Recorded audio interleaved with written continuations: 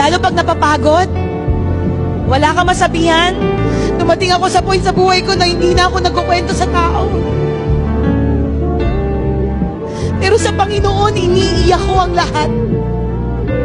At sinasabi sa Panginoon, Lord, kilala mo po ako at alam mong laman ng puso ko. Hindi ko kailangan mag-explain. Kasi alam ko ikaw mag-i-explain para sa side ko. You know me more than they know me. Alam niyo po yon? Sa tao, mabibigo ka, pero sa Panginoon, hindi. Sa tao, magsasalita against you, pero sa Panginoon, hindi.